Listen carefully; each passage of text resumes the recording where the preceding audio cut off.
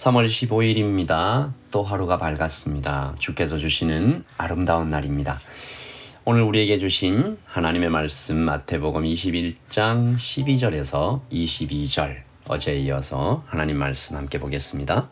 예수께서 성전에 들어가사 성전 안에서 매매하는 모든 사람들을 내쫓으시며 돈 바꾸는 사람들의 상과 비둘기 파는 사람들의 의자를 둘러보시고 그들에게 이르시되 기록된 바 내 집은 기도하는 집이라 일컬음을 받으리라 하였거늘 너희는 강도의 소굴을 만드는도다 하시니라.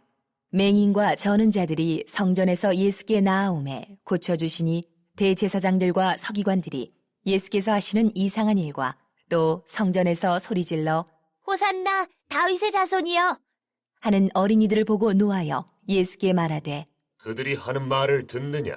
예수께서 이르시되 그렇다.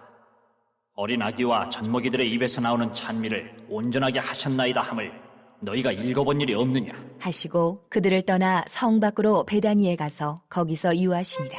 이른 아침에 성으로 들어오실 때에 시장하신지라. 길가에서 한 무화과 나무를 보시고 그리로 가사 잎사귀밖에 아무것도 찾지 못하시고 나무에게 이르시되 이제부터 영원토록 내가 열매를 맺지 못하리라. 하시니 무화과 나무가 곧 마른지라. 제자들이 보고 이상히 여겨 이르되 무화과 나무가 어찌하여 곧 말랐나이까? 예수께서 대답하여 이르시되 내가 진실로 너희에게 이르노니 만일 너희가 믿음이 있고 의심하지 아니하면 이 무화과 나무에게 된 이런 일만 할 뿐 아니라 이 산더러 들려 바다에 던져지라 하여도 될 것이요 너희가 기도할 때에 무엇이든지 믿고 구하는 것은 다 받으리라. 하시니라. 아멘. 하나님의 말씀입니다. 한번 더 읽으시면서 묵상하시겠습니다.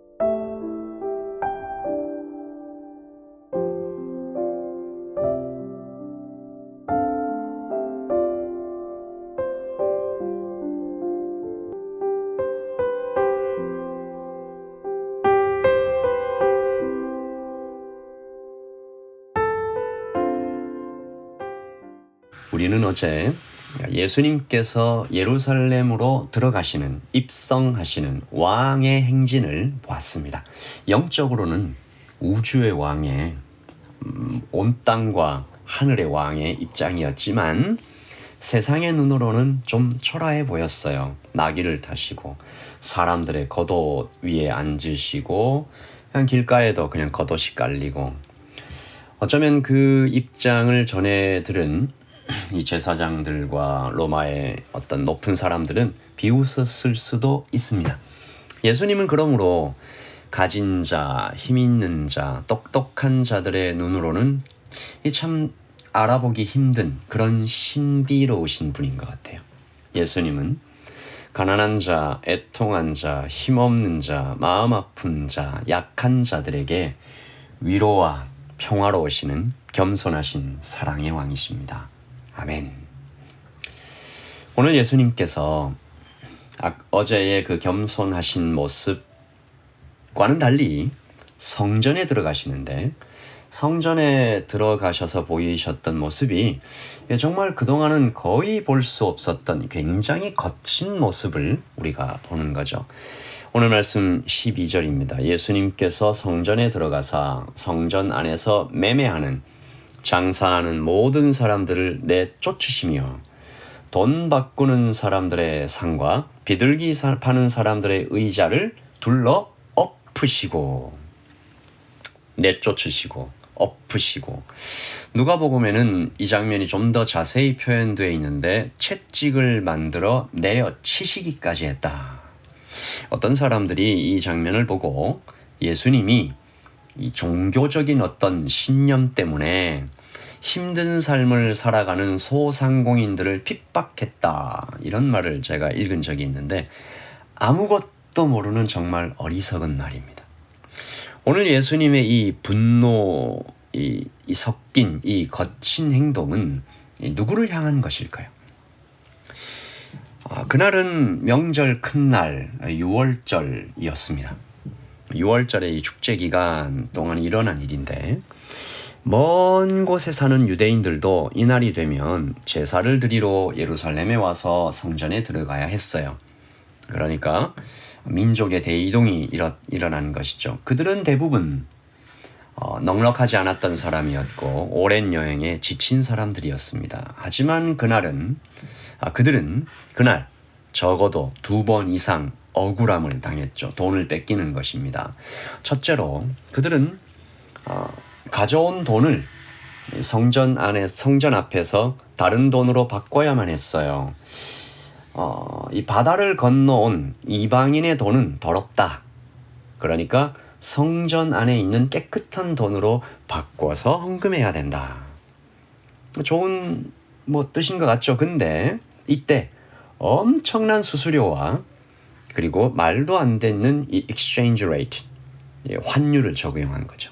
그리고 둘째, 그들이 정말 먼 거리에서 가져온 이 재물들, 양과 가난한 사람들은 비둘기, 이런 재물들은 거의 다 그냥 퇴짜를 맞았습니다. 더럽다, 못 쓴다, 흠이 있다. 그럼 어떻게 해요? 성전에서 이 비둘기 성전에서 파는 비둘기 그리고 또 양들, 이런 재물들을 사야만 했습니다. 그런 재물들을 사면 이 성전에서 샀으니까 깨끗하고 흠없는 제물로 인정해줬어요. 그런데 기록에 의하면 오히려 이 성전에서 파는 제물들이 더 흠이 많았대요. 왜일까요? 싼 가격에 사서 비싸게 팔았던 거죠. 이 제물을 파는 상인들도 어쩔 수 없었던 것 같습니다. 여기서 성전에서 장사할 자리를 얻으려면 제사장들에게 엄청난 돈을 내야 했대요. 그러니까 이 모든 과정에서 최대의 수익을 올리는 자들은 이 돈을 바꾸는 그런 행동, 그리고 이 비둘기 파는, 그러니까 재물을 파는 이 두 가지에서 최대의 수익을 얻는 사람들은 대제사장 가야바와 안나스였습니다.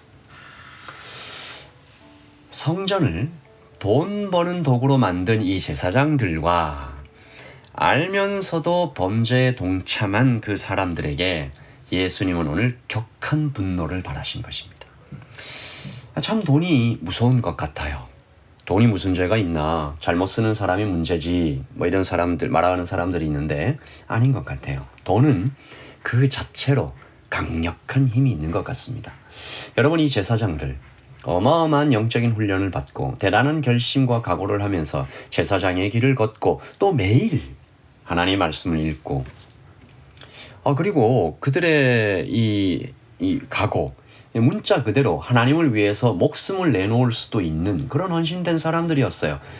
그러나 돈 앞에 그냥 무너지는 거죠. 이 돈은 굉장히 강력한 힘을 가지고 있습니다. 돈을 사랑함이 일만하게 뿌리다.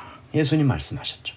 무서운 것은 예수님께서 거의 오늘 오늘의 이 성전을 뒤엎는 사건, 이 성전 청결 사건이라고도 이름 짓는데 이것은 거의 직격탄으로 날린 그들을 향한 경고였습니다.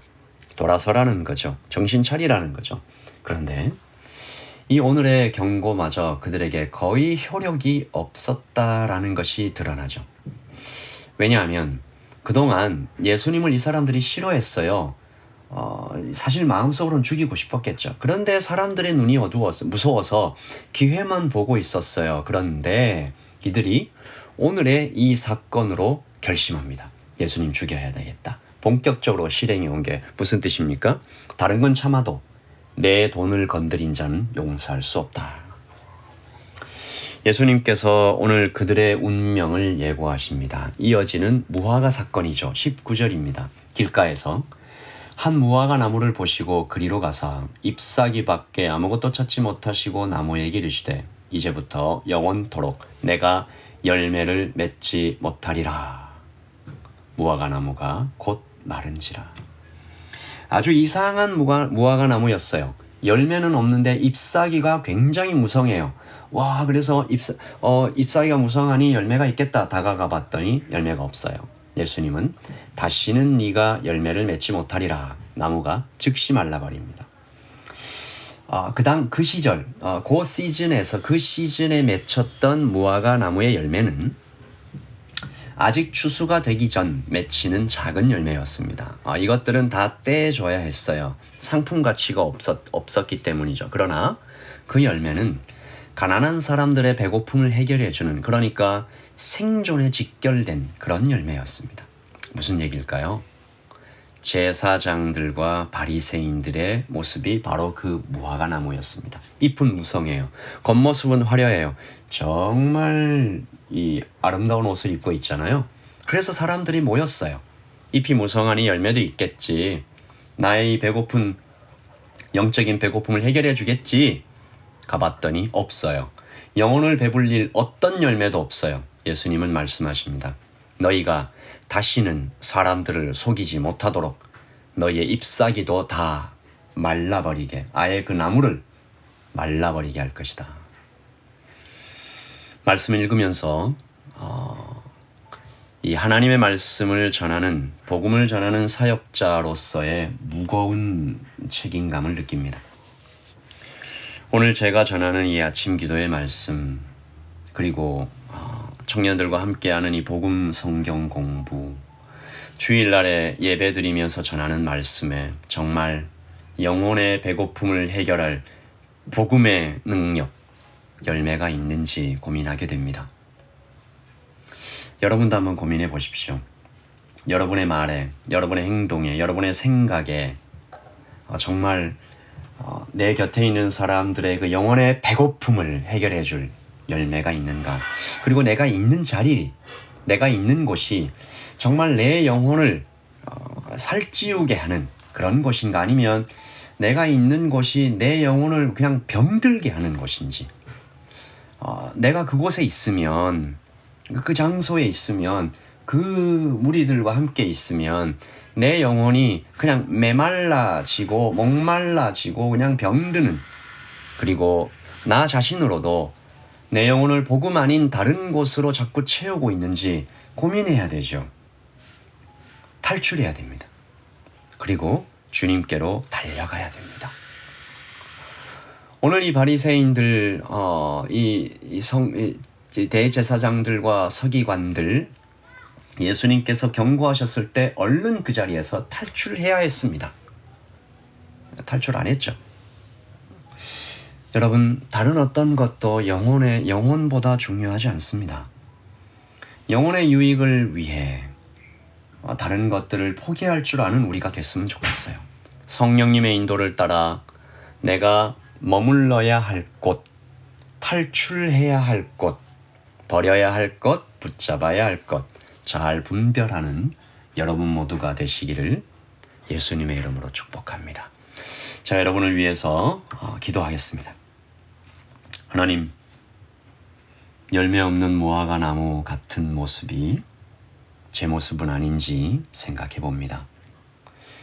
하나님, 제 곁에 온 사람들, 우리 곁에 온 사람들이 우리 입술에서 나오는 이 복음 때문에 살아나고 그 열매로 목을 축이고 배를 불리며 영혼이 다시 건강해지는 것이 아니라 잎사귀는 화려한데 와봤더니 아무것도 없고, 하나님께서, 우리 예수님께서 막 화를 내시면서 둘러 엎으시고 내쫓으시고, 하나님, 우리 영혼에서 우리 주님께서 내쫓으셔야 하는 것들, 엎어버리셔야 할 것들, 탈출해야 하는 것들이 무엇인지 알게 해주십시오. 그곳에 있으면, 그 사람을 만나면, 그 행동을 하면 내 영혼이 병든 것이 무엇인지 발견하는 오늘이 되게 하시고, 빨리 탈출하여 열매가 풍성히 열리는 복음의 능력을 체험하는 우리가 되게 하여 주시옵소서.